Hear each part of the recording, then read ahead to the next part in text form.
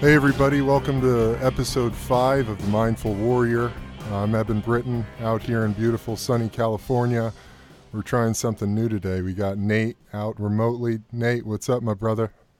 What's up, man? Live via Skype from Denver, Colorado. How you guys doing? Ow! Ow! It's amazing. Blows your fucking mind, right? That's awesome. Technology is beautiful. And then we've got a guest today that I'm very excited to have on here. Very excited to have Bas Rutten, UFC legend, demigod here to share his story. Also, an Athletes for Care member like Nate and myself, a cannabis warrior in his life after fighting. And it's great to have you here, Bas. Thank you so much for coming on. You're very welcome, my friend. Having always a good time with you. That's Both awesome. You guys. I appreciate it, man. See how I did that? I looped you in? That's great. Yeah, appreciate that, boss. That's great. It's always a good time to have you, Bas, and be around you, man. You have an awesome energy. Well, let's just kick this thing off. You know, we've got an hour here. Let's, Bas, I know that, you know, you dealt with a lot as a kid. Maybe just take us back to all the way to the beginning of, you know, your story, your sort of origin story of how you got into fighting, you know, and what that was like. You know, I was born, I was covered in eczema. And that went away when I was about 1 year old. It was really weird. And then when we moved at 6 years old, we moved to another place and it came back with a vengeance. Eczema, but also on top of it, I got severe asthma attacks. Just regular asthma, so I always needed an inhaler with me, one of those old ones that you had to puncture and then a wheel would actually turn that capsule around. It was a really weird thing. Not like the inhalers they have right now, because they work immediately. Those didn't. And then on the side, I had really bad asthma attacks, like a week or 8 days in bed, not able to eat even because I couldn't breathe. You know? So sometimes when you hear people say, they go, oh, my asthma is acting up. I go, that's not asthma. That's a very, you know, try to lay in bed 24/7. That's a whole different ballgame, you know. But you know, I was always a positive guy because I realized that I just had an attack every 5 weeks or so for 8 days. But I knew that there were people out there who had to move to, for instance, Switzerland to live there because otherwise they simply couldn't function. So there's always people have it way worse than you. That is always a line that I used. Even with my eczema, I had it covered on my hands and my face and in my neck. So I had to wear turtlenecks and long sleeves and gloves. I was wearing these white little medicinal gloves, so to say. You know, and you become a target for bullies, of course, because they don't know what it is. They think it's, they call it leper. I was a leper, you know, watch out, your ears don't fall off. You know, all these things that kids are saying, what you don't know now. Now it's whatever, what you're saying. But as a kid, it really hurts. And that went on for many years. And when I was 12 years old, we moved, we didn't move, we went on a vacation to France. And my brother and I sneaked into the movie theater. It was a movie 16 or 17 years and older. It was Enter the Dragon from Bruce Lee. I never saw Bruce Lee before in my life. Nice. Oh, man, it freaked me out. And I realized that when I came out of the movie, when I will become a little bit like that guy, my bullying would stop because it would simply beat him up. So my quest started there to become a fighter. And my parents wouldn't allow me.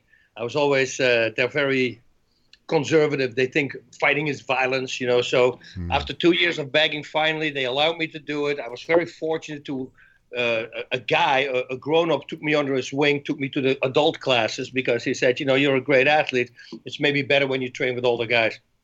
We started training, and it went really fast from there. I mean, in months I was beating up the brown belts there. They were spinning back kicks to the body, head kicks, you know. And I heard these guys talk about me in the dressing room. So my confidence started to up. And how old were you at this point? At 14. Wow. Bas, what style of martial arts was this? Taekwondo. Okay. Taekwondo. That was the thing at that moment. You know, at that time, we had no clue about MMA or judo or sambo, whatever. You know, so, I got into a scuffle with the biggest bully in town. His name was Shucky. They came, him and 6, 7 other kids on a bike who were riding a bicycle, and they were passing me on the road. And they shouted something, you know, a leper comment again. Watch out, your ears don't fall off, or something like that.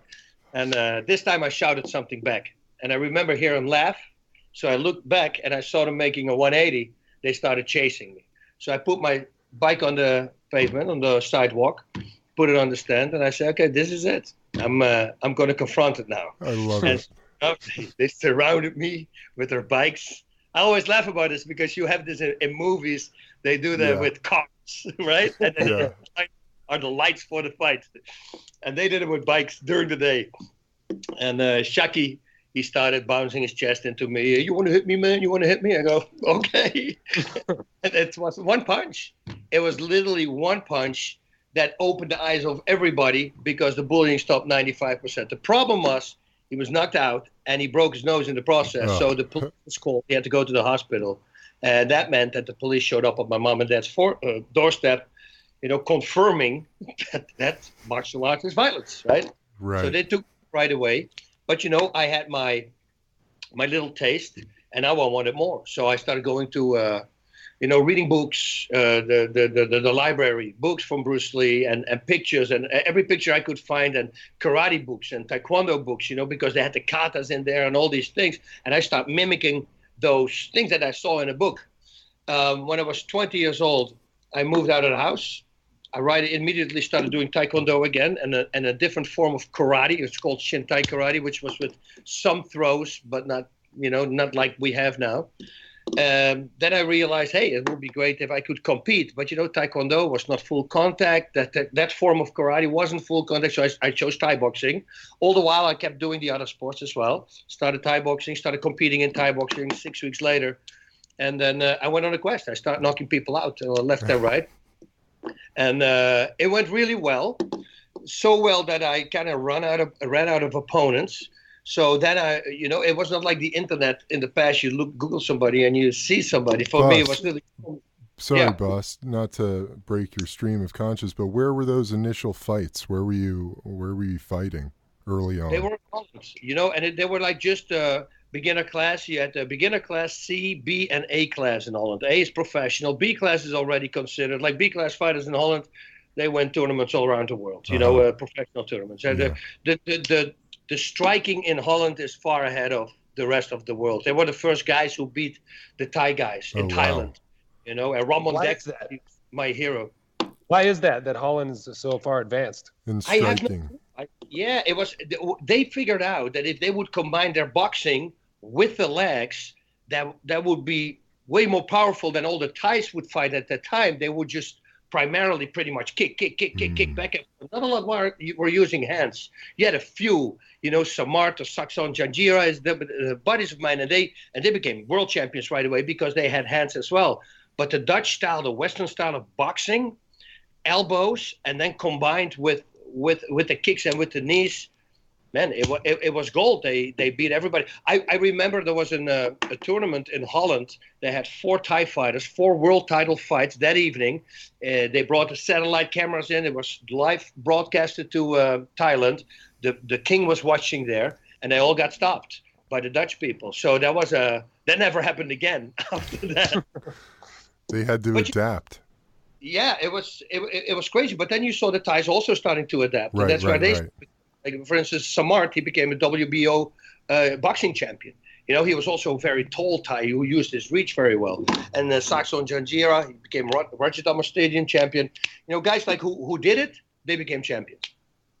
Anyway, with what happened with me, I ran out of the opponents because, I would show up and then I would realize, oh, man, it's that guy, because I knocked a lot of people out. Like my first 12 fights were all knockouts and in the first round, 1 in the second. Wow. And I was sick in that fight. That was the reason I couldn't knock them out in the first round. So then, I would train for a fight. I would arrive there. They would realize it's me and they wouldn't fight.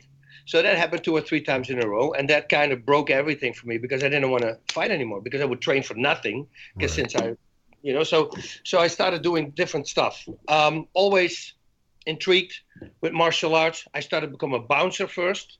Then that was a very smart thing to do, right? And especially in Holland. In Holland, they close at 5 or 6 a.m. in the morning. Christ. And then after that, we go to the after parties, right? Yeah. So the whole. So you were what, 21, 22 years old at this time? Yeah, I would say. No, at that time, when I just 23, yeah. 23, I would think. Wow. 23, 24. And after 4 years of not competing, I was 3 years of not competing and having a bad lifestyle, I was at an event. I was a bouncer, and this guy walked over to me and apparently asked me if I wanted to fight a guy named Frank Lotman. Now, Frank Lotman was a guy who was in prison, was 43 or 49-0 with like 46 knockouts, like only 3 decisions. His nickname was The Animal. And me being drunk and being undefeated, I go like, sure, why?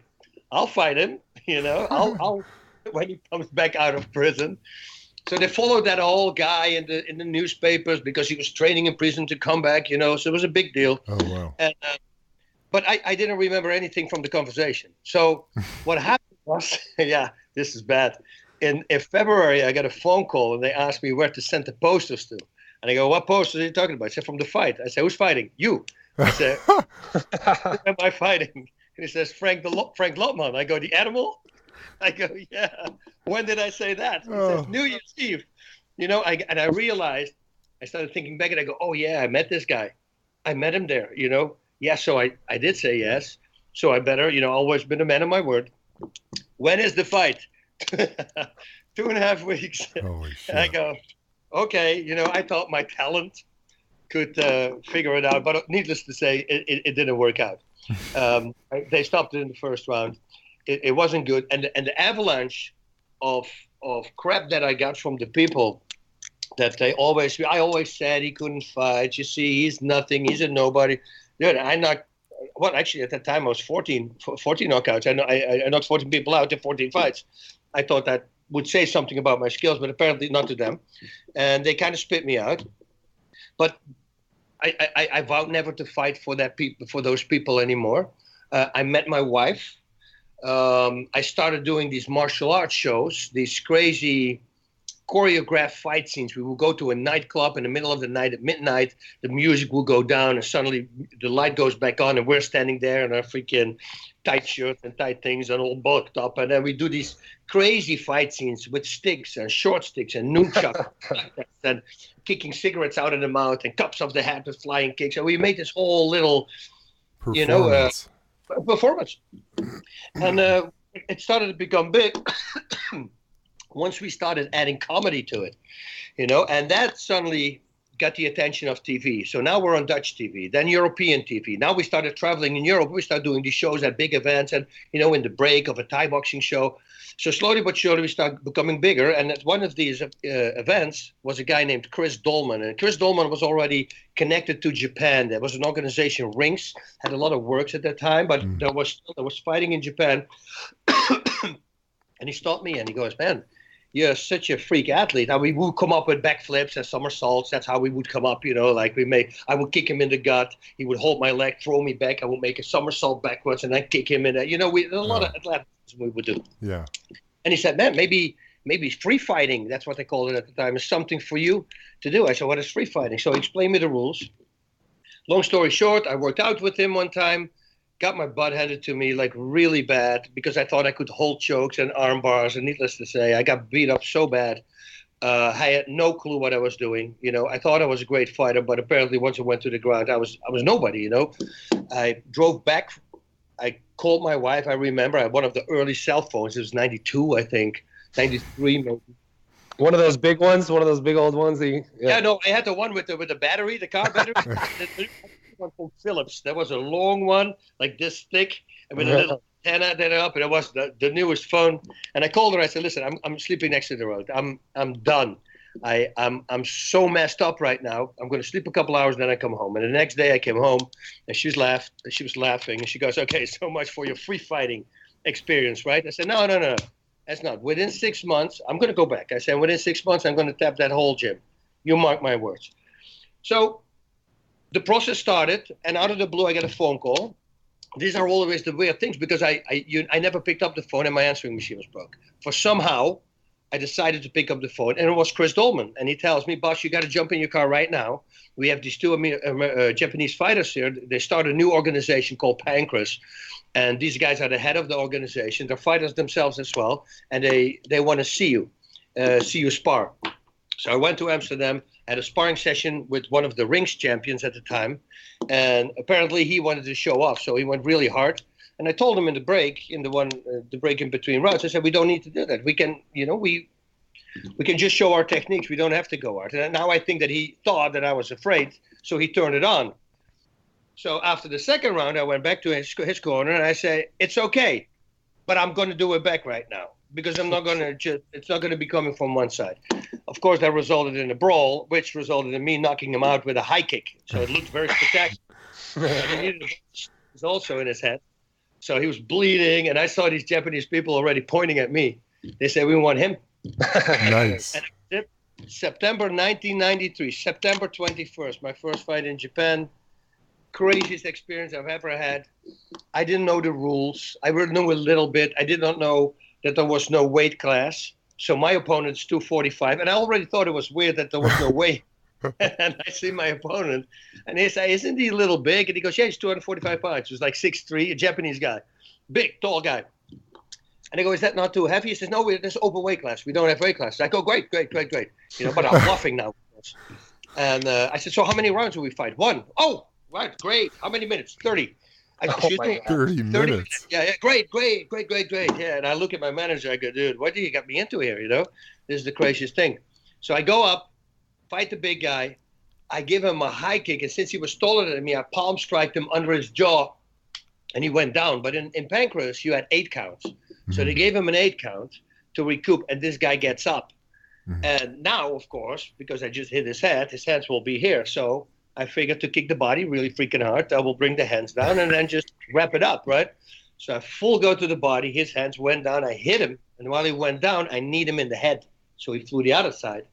But it was very scary. Now this guy slipped into a coma. Wow. And he was 2 days in the hospital. It was a very scary time because, you know, I didn't want to fight. I was on the phone the whole time with my wife. I said, I don't want to do this anymore. You know, if this guy's not going to make it, then what to use? You know, it's a very scary thing. But thankfully he came out and everything. He became a good friend of mine, actually. Later, I fought him again. I broke my hand, you see, on his head, the first punch. It was a 28-minute fight against the second time I fought him. Sure. And the first time was a 43-second fight. So it was quite a difference. Oh, my gosh. So, but that's where it started. I remember that the people were cheering for me, which I thought blew my mind because I was in Japan. If you do this in Holland, you beat a Dutch guy, you better hope that you get out alive, you know? But they loved it. They loved it. They appreciated every person who was in there. I had a couple, and I always tell this because suddenly I got a baby in my hand, and they wanted to make me make a picture. You have to understand, I came from Holland. I've never been on a plane. So suddenly I have a 13-hour flight to Japan, a completely different world. The next day I'm walking on the street and people are bowing to me. Somebody put a baby in my hand making pictures. I had no clue what was going on.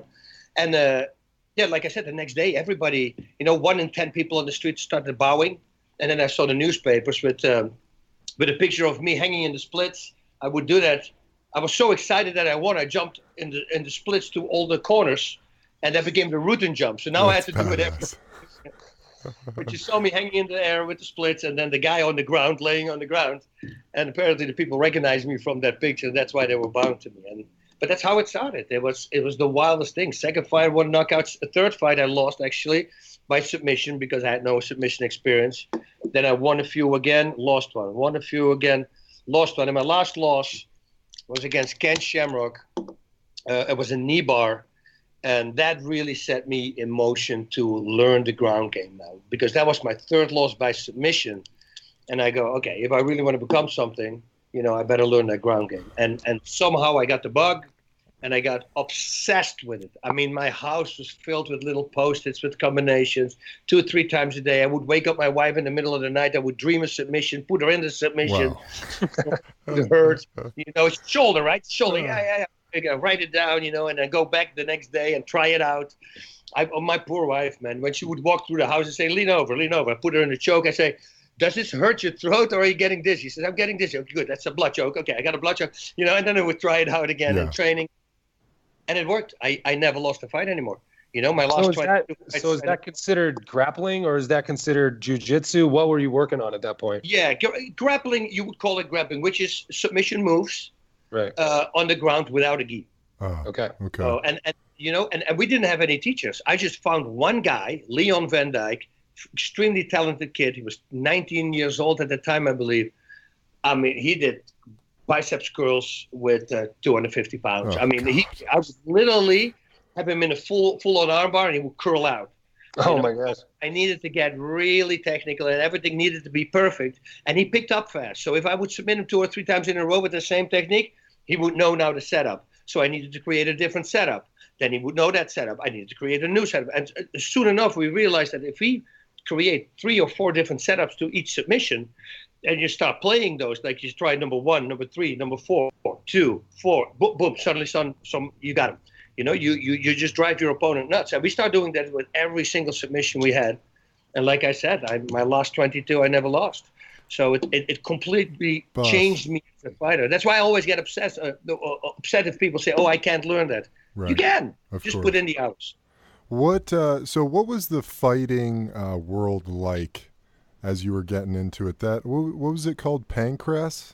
Yeah, Pancrase. Was that the beginning of? Was that initial pride? Yeah, it's kind of like a forefather. This was really weird, though. This was an organization that formed their rules towards the Japanese fighters. The Japanese fighters were always known to be really good on the ground, submission guys. Great with leg locks, chokes. You know, they're very technical fighters. And so what they did, you put shoes on, shin guards, and then you had open hand strikes to the head, closed fist to the body. You can kick him in the head, knee him in the head. You can do anything else, but you had protection on. Now, the protection with leg locks, a shoe, that's a big difference. If somebody has your leg, you're wearing a shoe, you're going to be leg locked. It's very hard to get out, And with chokes, well, you have no gloves. They're open hand strikes, so it was really easy to go for chokes and use your hands better. What they didn't know is that as a bouncer, I used to fight with open hands because I saw my buddies breaking their hands in the scuffles. If you fight multiple opponents, you're busy, you're just hitting heads instead of aiming for the jaw. Sometimes you hit the skull and you break your hand. So I was hitting with palm strikes and knocking out people on the street. I go, man, this is awesome. When you get here, it works much better. So that technique I just did to the Japanese guys and the Americans, of course, because I fought everybody around the world. But it worked. It worked much better. Just throwing palm strikes and knocking them out like that. And it really sounds like, listening to you talk even about when you were a kid and just doing all the reading and studying, and you were really living and breathing this craft, the martial arts, whether it was from the beginning with the Taekwondo or, as you got into the grappling and felt like that was a part of your game you needed to work on. You really spent, a significant amount of time mastering that. And I think, just like Nate and I in football, it's I think across the board, like you were saying, people say, oh, I can't do that or I can't learn that. And it's like, dude, you just put in the time and you work it. Yeah, it's not going to look great at first, but over time, man, you're going to be the fucking first UFC heavyweight champ. Am I right on that or no? It really was. An example that I used for my students, can you see how obsessed I am? Like my first Thai boxing class, I got dropped with a liver shot. Later on, the body became one of my focus. I always like to knock out people to the body, but my karate, my hands are here because there's no punches allowed to the head. So as soon as I was Thai boxing, they start hitting my head. What you do, you overcompensate. You go too fast. So you expose the body and boom, I got dropped with a body shot. I went home. I lived across the gym. I lived 60 yards away from that gym. I went back to my apartment. I went up and I stood 4 hours, not 1 hour, not 30 minutes. I tell people, try 15 minutes, see what that is. 4 hours in front of a mirror, just like this. The whole time I was hitting from my jaw. I would take a cup of tea, relax a bit, go back to the mirror and do it again. The next day I went back, cleaned out 80% of the gym. They actually thought I was playing a trick on them, that I already knew how to box and that I just acted like I couldn't. Wow. And I said, no, I spent 4 hours in front of a mirror. So you can do anything if you put your mind to it. It's just doing it. Like you said, it's catching a ball. You can't do it? Well, do it 1,000, do it 10,000 times. Yeah. You're going to be able to catch the ball. It's just doing it. Yeah, it's amazing. It's definitely a truth in life. So you're fighting your way through the world, basically.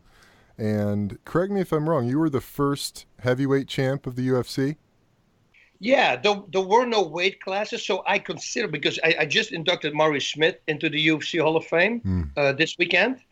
and I read that he was the first heavyweight champion, but that was only heavyweight division. It was one weight class. But officially, the weight classes started with me in '98. They had a 4-man tournament, and I believe they called it middleweight and heavyweight. It was 200 pounds and under, 200 pounds over. Amazing. How many years did you fight in the UFC? I didn't fight a lot there because my injuries were already piling up over in Japan. I beat a lot of guys guys who won in the UFC. I beat them over in Japan. Right. So that's why the UFC wanted me to come to America. I just fought 2 fights in the UFC. So I came in. I was a part of a 4-man tournament, and that 4-man tournament was, we fought one show, and then the winners were going to face the next show for the world title, and that was Kevin Randleman and myself. Oh yeah, Kev. How old were you when you came over to the UFC?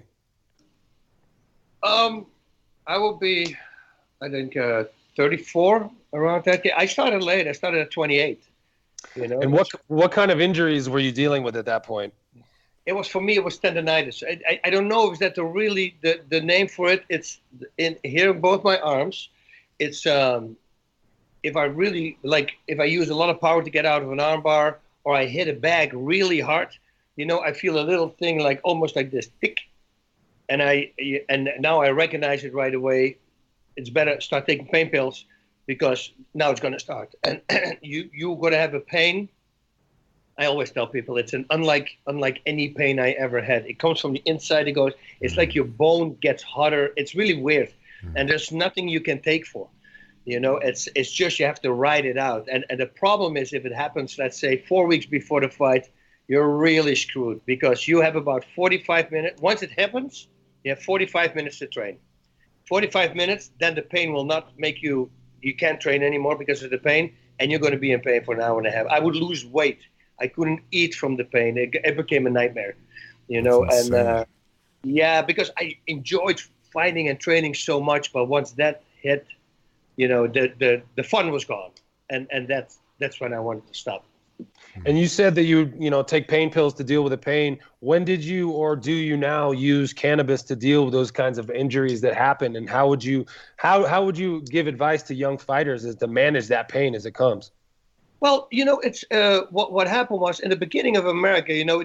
We don't have these pills that they have here in Holland. We have them, they give them to people with cancer and real people who really need it. Here in America, they just give it to everybody. It's a money-making machine. If you heard that story that from OxyContin, somebody told me, and a friend of mine, also a fighter, who was also addicted to it. I was addicted to OxyContin as well. He said that the pharmaceutical company who made OxyContin, they realized that the people would crush the OxyContin, they would liquefy whatever, how they do it, and they would shoot it up like heroin. So they said, no, we cannot have that. So they put something in that pill that they couldn't do it anymore. And their sales dropped over 80%. So they took it out of the pill again so that people could shoot up again. So that's, from here, you don't know. My last fight that I had here in 2006, it was 7 years after I retired. I thought my injuries were gone because I didn't train for a very long time. But apparently they were not. They started to come back with a vengeance now, 4 weeks before the fight. And that's where started with Norcos. Norcos to just manage the pain, and how it goes with the pain pills. You go 2, 4, 6, and suddenly you're taking 20, 25 of these things, and then you go to OxyContin because the Tylenol in the pill is very hard on your liver, and it snowballs. It keeps on going, and you're taking insane amounts. Suddenly you're taking 9, 10, 80 milligram of OxyContin a day. It's insane. I one time in my life, somebody gave me 80 milligram OxyContin. He says, "Here, take this," and I put in, and he says, no, you took the whole thing. Don't take the whole thing. Now I got to stay with you because and man, I was walking on the street, I was slurring, and I thought, how can you take this? Right. But once you become addicted, it becomes so normal. You take 10 of those a day. It's insane how it goes. Destroys everything in the body. Yeah. How did it affect? How did it affect your training when you were kind of dependent on those pills? Did it make you? Did it affect your stamina? Did it affect your strength? Did it affect your motivation? It didn't affect pretty much anything. I actually very much like training with it, but you do notice it, like in sparring, you're a little off. There's a little bit of a a quarter second is enough to get hit really hard in the head, you know. So, and I felt that I start getting more hit, and unfortunately for me, that was my last fight. You know, I told them. They said, why didn't we see any high kicks? I said, I tore my groin. I had a rib out. Oh. You know, I had no cartilage on both my kneecaps, and then I had the tendonitis in my arms. I'm trashed. So that's why I low kicked the guy, which are kicks to the legs, to the thighs. I gave him like 3 or 4 of them, and yeah, he couldn't walk anymore. So I won the fight like that. But for the rest, there was not a lot I could do. And that's where it started. I remember on the day of the event, I literally took 1 Norco. And I took the Norco all the way in the morning at 10 a.m. because I was afraid it was going to affect me later on, because it says it has an 8-hour life, and I didn't want anything to affect my brain and my reflexes. So, but then the next day it becomes 2, and a week later you're 3, and you know how it goes. And then suddenly you're doing insane amounts. Yeah. So as your fighting career came to an end, I mean, obviously you're still a face of the UFC. You're one of the guys that has shepherded this thing into the mainstream. I know you have a gym. What's up, Nate? El Guapo, that's his nickname. El Guapo. He was the model. You've got your gym out in Thousand Oaks. You want to tell us a little bit about, you know, becoming a teacher and what that's like, and having students and all that stuff? I started training, first of all, Genki Sudo. He became this Japanese phenom. He found out I was in America. So as soon as I started teaching at the Beverly Hills Jiu-Jitsu Club in Beverly Hills, he came to America 3 months later, and he lived there. He wanted to become a fighter. He became this big deal. Mark Kerr started coming there. Mark Kerr became the superstar at the prize fighting championships. Carlos Newton, you know, I rolled with at prize fighting championships. He attacked me for fun when I was interviewing him. I never met the guy, and he's suddenly behind me. And what I do, I roll him into a knee bar, which is a lock on your leg. And I tell him, and he goes, man, that was fast. I say, you got to watch out, because Sakuraba, the guy you're fighting tonight, he's really good with leg locks, with knee bars. And sure enough, that guy beat him with a leg lock, with that same knee bar. So then the next week, he was at my gym for 3 months, and he wanted to train. He wanted to know everything about that. So I started working him, Dwayne Ludwig, of course. I mean, it was a small group, and just guys that would ask for my help. I wouldn't go out of my way. I would just help them. I didn't need to get paid for it. You know, and of course, Kimbo Slice, that was my last guy. He started with me. And the very first fight, that's how we started training. And he actually did really well in the first. But, you know, unfortunately, he got a whole bunch of injuries as well, because he was an older guy when he started mixed martial arts. Right. You know, I think it's awesome, too, Bas, that, you know, aside from the technical work, I would assume with your students, you're very much into, you know, getting into the art of it and the mental game of fighting, and, you know, learning people's tendencies and figuring out how to beat people that like to do certain things, like whatever, leg locks, or if striking is their thing. You know, it sounds like since you were a kid, that's been a big part of, you know, who you are as a fighter and what you bring and what's unique about your approach to it. You know, I do. I always, you know, it's not, I always thought I'm a great fighter, but I think I'm a even better coach. I can literally, I see it. You know, when they come in, I see it. I remember, this is I love this, because I was on Inside MMA. I had this show on TV. It was a TV show for 9 years. We did like 433 shows, weekly live TV show. And I remember Max Holloway, who's the UFC champion right now at 145 featherweight division. And I remember his first fight in the octagon was against, oh my God, I forget his name. I'll pop up in a second. I just met him. That's the worst part also this weekend. Anyway, he fights this guy. He loses in the first round. And we talked about the fight afterwards on the show. And they said, okay, man, he did Dustin Poirier. Dustin Poirier did a great job. And what did you think of the fight? I said, yeah, he did a great job. But the guy he beat, I think he's going to be a world champion. And he goes, but he lost in the first round. I said, yeah, but the way he moved, the way he presents himself, he's still young. I truly believe that in the future he's going to be a world champion. And 4 years later, He's the champion of the world in the UFC. Wow. There's certain things that you can see, and if I see somebody kick, I let him kick 3 times. I'm pretty sure I can increase your kicking power instantly.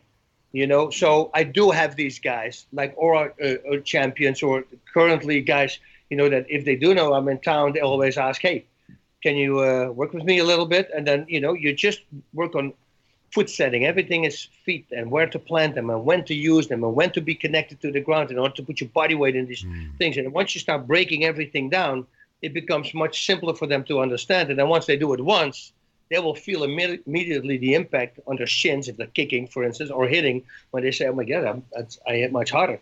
But it's just breaking it down. And sometimes coaches don't do that anymore once they become a world champion, because they think, well, they're a world champion, they're there. But it's always good to give them these extra little pointers. Even if there's little things that you can fix, it's good to fix.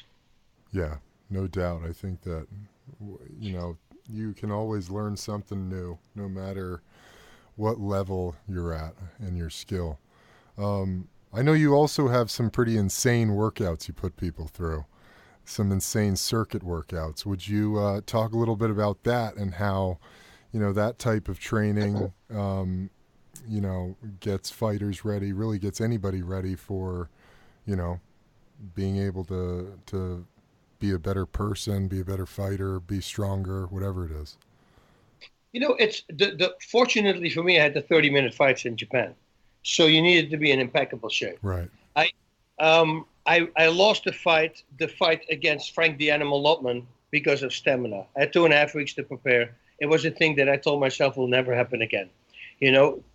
Stamina is the only thing you can control. The rest, it's just throwing up a ball, and hopefully that night you're better than him and technically better. But stamina, you can control. You can actually do extra running hill drills or whatever you want to do for it, but you can control that. So I will get offended with fighters, professional fighters who run out of gas. I go, that's like a painter coming to a job and half a can of paint. It makes no sense. You got to be able to go the whole way. You can never think that you're going to win early in the fight. I was a very aggressive fighter in Thai boxing, but that's why I knocked everybody out in the first round. But I realized in Japan, I go, wait a minute, what if I can't knock him out? And the Japanese are known to be tough. So I had these big R's on my hands also with the marker. I put an R on. It means rustig in Holland. Coincidentally, it starts with the same letter, relax. It means the same. So that I could see every time, don't overdo, because I'm a hothead. Somebody hits me, oh, you're going to go down now. Yeah. And then I get all about technique. I'm just going to dominate him, and that's it. But if these guys will survive the first 3 minutes, I got 27 more minutes to go. Oh, wow. Yeah. That's a problem. What I also realized is that what a lot of people didn't is that your core is the reason that you get tired much faster. Your core muscles. Once you start working your core muscles, which you really do in MMA, or when you start attacking the body a lot, in boxing, that's you attack the body. You're flexing the whole time. Now, and I explain it like this to people. Imagine you do curls. You're pumping. Your muscles are pumping. You feel it. Oh, I look better now. You look in the mirror, you look better. But your core is doing the same thing. Once you start training those muscles or flexing the whole time, they start also building up with lactic acid, and a lot of blood gets in there. Now, behind your core are your lungs. And it not only gets bigger on the outside, but also inside, of course. So now your lungs cannot completely breathe in anymore because you made the spaces smaller. So now they can only inhale for 80%. That's why you saw those guys, if they would use steroids in the beginning, you see those guys go strong and suddenly, boom, they drop. Because what happens is they bloat up so much, the lungs simply stop working. And I go, man, how do I get rid of that? So I start doing a lot of core training. Core training, stretching, core training, constantly stretching my core and using abs. I was doing an insane amount of sit-ups before a fight, and everybody thought I was crazy, but because I did it every single day and I stretched them out, I took care of the lactic acid in my core, and that made me breathe much more freely. It increased the lung capacity. It increased the lung capacity, and then I started combining everything. Then I realized I do a pushing muscle, a pulling muscle, and then a pushing muscle, and a conditioning exercise. Those three. And I would do 4 times that the set of 3. And then I would go to the next set of 3. Again, pushing, pulling, and whatever exercise. It's dips, it's pull-ups, and it's kicking back. It's a bench press, it's pulling and really high, so you automatically train also for chokes and put the leg to the rest of the arm. Okay. And then another conditioning exercise. And I did this with 12 exercises. And that, I think also, and especially abs, you need to get abs in there. I tell people this. Normally, let's say you run 10 miles. You say, oh, that's an easy thing. You run every day 10 miles. Tomorrow, before you run 10 miles, do 100 sit-ups. Go run. See how you feel. Then you know instantly how it feels, what I just talked about. It will stop your lungs. Yeah. You will have a much harder time doing it. So once I started combining all these different muscles and doing lots of repetitions, at minimum 25 repetitions per set, and the conditioning, that was the shot of gold. That's why I was ahead of the other guys. I was just in shape. And I understood the ground game and the striking. And in my era, there were guys who were still focusing only on the ground, or only wrestling with ground and pound, or only submissions. But the problem is, if you're a submission guy, you fight a wrestler, you can't take the fight to the ground, you're going to be in a lot of trouble if you don't know how to strike, and the wrestler does. Or when you're a great striker, you need to have a wrestling background in order to keep the feet on the ground and to stop the wrestler for the takedown. Wrestling is always that middle part. It's always good to have. Now, unfortunately for me, I didn't. We don't have wrestling in Holland. If we have 3 gyms in Holland, that will be a lot, Right. So it's not a wrestling country. So I figured, I'm just going to be really good on the ground. And the cool thing about this is when I got inducted in the UFC Hall of Fame, they did the statistics on me. They said he won 14 times by submission, but he never attempted a single takedown. So that meant that they took me down. Yeah. So that was cool to read. That's awesome. Would you So say? when you Go ahead, Nate. Sorry. Yeah, when you see a young fighter getting too bulky, spending too much time in the weight room, do you discourage him from going that route and try to get him to lean out? Because I see sometimes when I watch these fights, these big bulky guys, they punch themselves out in a couple of minutes and then they're just so tired. I think guys like that, and okay, you cannot say 100% everybody. I think guys like that are more in it for fame and money, other than really learning the game. Because if you're that, dumb, that is, because you're not going to lift weights, right? You're going to fight. Right. Focus on the fighting. That's what I say. 3 times a week, I do a power conditioning routine. That's it. And I would probably do it after a workout, after a normal workout. It's like sparring. But people here now, they say, oh, I spar on Fridays. They spar 80%. I just started laughing. I go, what? And he goes, what do? I said, we spar every day, 2 times a day. I mean, what? That's what you're going to do. Right. So make sure that you're prepared like that. Weights is going to stop everything. You make sure, because they want to look good. So they're not going to, if they would afterwards start hanging and stretching the muscles and make the muscles lean so they keep their speed and everything, but they don't. They want to look better. I saw guys in Japan bench pressing the day before the fight. They're laying there with freaking 300 pounds. I go, why are you even doing that?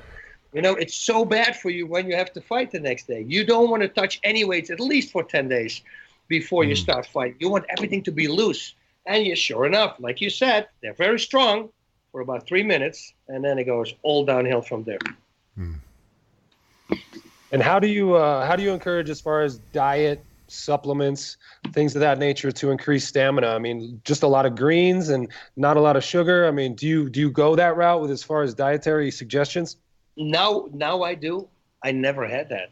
I've been just blessed with crazy freaking genetics from my dad always. I would eat steaks, pizzas, drink beer, and that's how I would fight. I never knew that you actually needed to eat healthy. I'm a dumb guy. Like, for instance, I overtrained myself. You know why? Because I thought the more you train, the better you get. So I trained every day, 2 times a day, never took a break. So, of course, after months Well, of it worked training, for you. It worked. No. I passed out. I was hitting it back, and they found me later in my gym.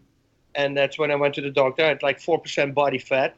The doctor said, what are you doing? If you need rest and you need good food. And he told me, you break the muscles. They come back stronger if you give them rest and protein. If you don't do that, you're breaking them down. You're continuously breaking them down. You break yourself down. He said, you're going to be so much stronger now if you just take 2 days off. And once I started doing that, he was right. I've always been blessed with free. I would do 9 1-arm pull-ups. Wow. I mean, I was really strong, iron cross. I was a physically strong person. So that combined with explosive power and then the will Right. to learn and really focus on it, yeah, that will help you in life if you want to be a fighter, I guess. No doubt. I guess one last question on the fighting, Bas. Were you was that kind of a different approach when you were coming out to combine all these different styles of fighting? Or were a lot of guys doing that? No, that was the thing. Once I, realized I had to work for it. Like after my last loss, that's when I started really getting crazy. Like I said, never lost a fight anymore. So Right. I knew that if you just put the time in, then you win. At that time, there were guys who were great on the ground, not on the feet. Well, I would keep it on the feet. If they, it's just so. Yeah. So that was my head. I had the stamina, and I knew the ground, and I knew the standing. The wrestling, I always sucked at wrestling. They just could take me down. I never really I got it much later in life, all the takedown stuff. And when I think about it, I'm actually happy that I didn't become a wrestler, because I think that if I would have become great at wrestling, I don't think my ground game would have been as good, because then I would neglect it more, because now I can keep the fight on the feet. Right. So then if it goes to the ground, because people always say, you can be an Olympic wrestler, you can still go to the ground. Well, I will never go to the ground. You can trip, dude. You can simply trip. Or you can get hit and lose your balance and you're on the ground. Now you're on your back. And if you didn't work on that, on being on your back, because you said you were never going to be in that position, you're going to be in trouble. Right. So make sure that you're always, what I did is I made the weakest part of me, I made that the strongest. And that was the ground. That's what I did. That's great. That's a great tip. Nate, do you have any other questions? I mean, we're kind of winding down, and Bas, if there's anything that you're currently working on that you're really stoked about and you want to give a shout out, we'd love to hear about it.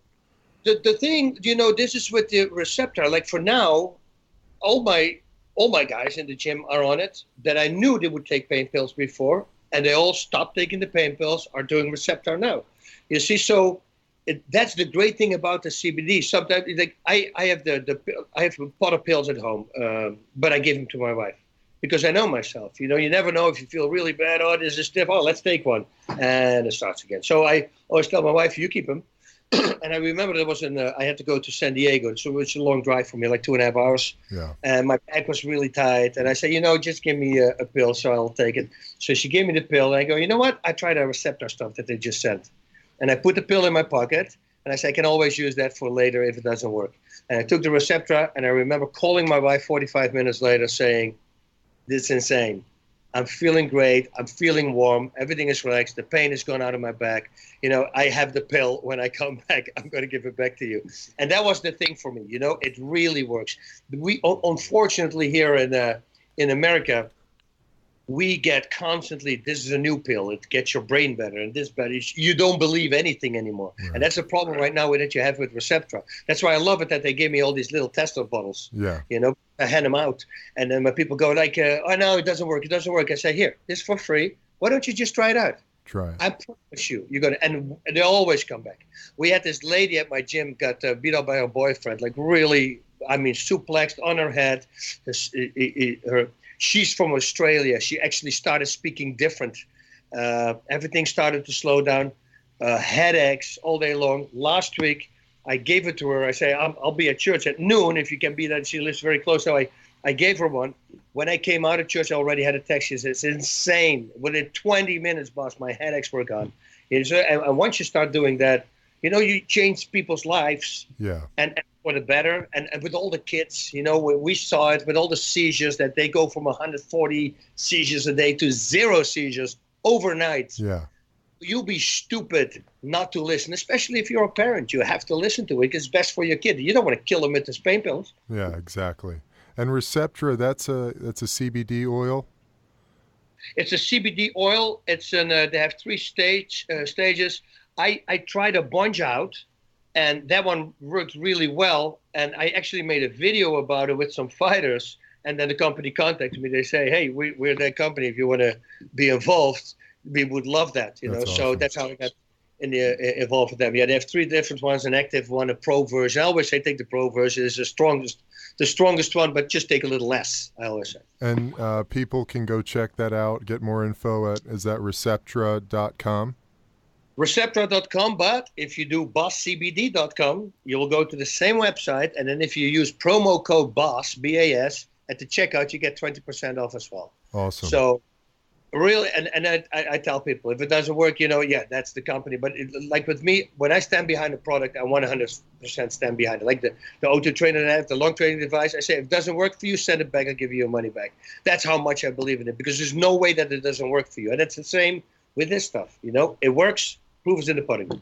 That's awesome. So when you first started doing Receptra, had you already been introduced to cannabis in other forms? Had you tinkered with that before in your recovery process, or was this the first time you were exposed to it? Yeah, first time I was exposed to it. The last time, well, not the very first time. What happened was, I just picked it up. I was doing a celebrity golf tournament, a charity event from a friend of mine, Sean Tom, because he was a really good coach as well. He passed away, and every year we do this celebrity thing. We have fights down for a charity because he liked to help these kids who had no future, not in school, and the money goes to those kids in Toronto, in Canada.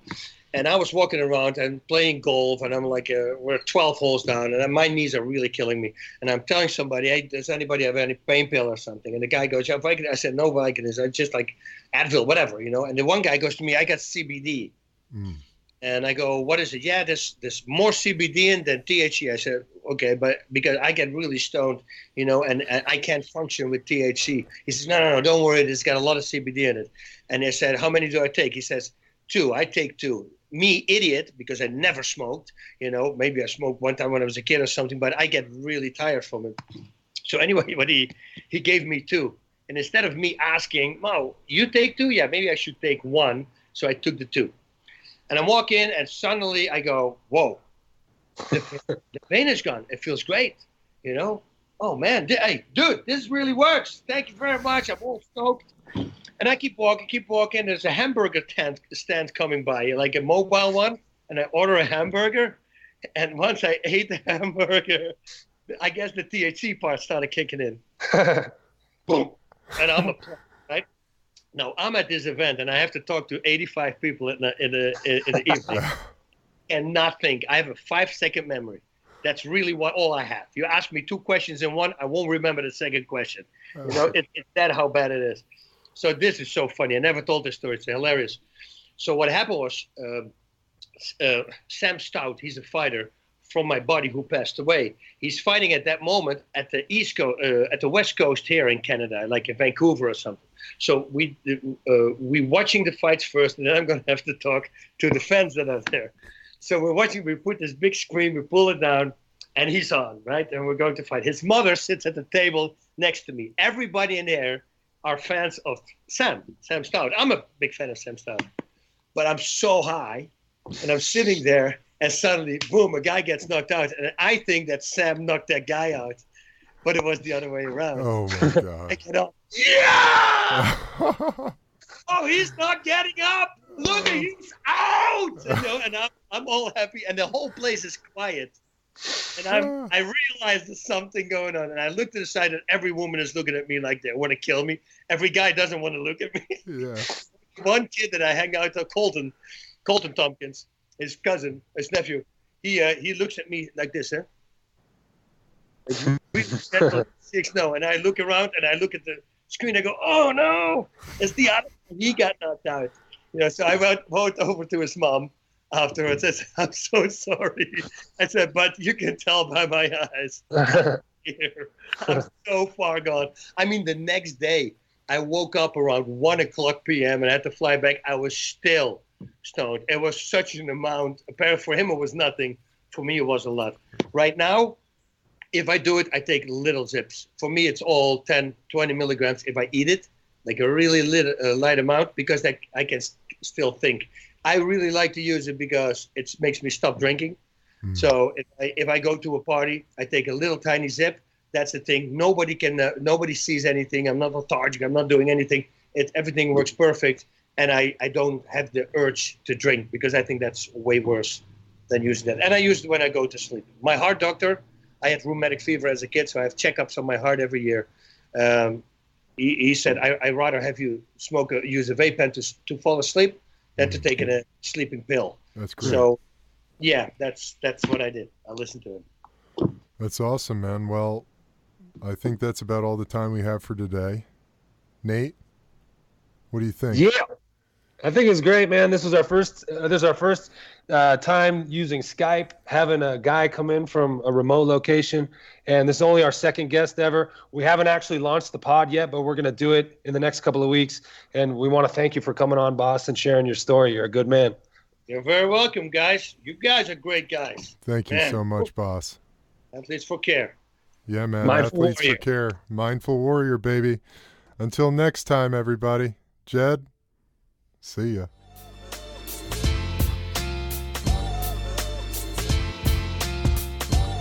Thanks for listening to the Mindful Warrior podcast, brought to you by Athletes for Care, a health and wellness resource for athletes of all ages.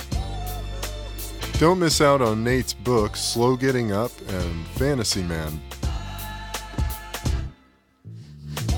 Be sure to check out BringTheHurt.com, a pain advocacy platform dedicated to alternative healing practices. Visit BeTrueOrganics.com for all of your CBD needs. Use promo code BRITTON, all caps 10, for a 10% off discount.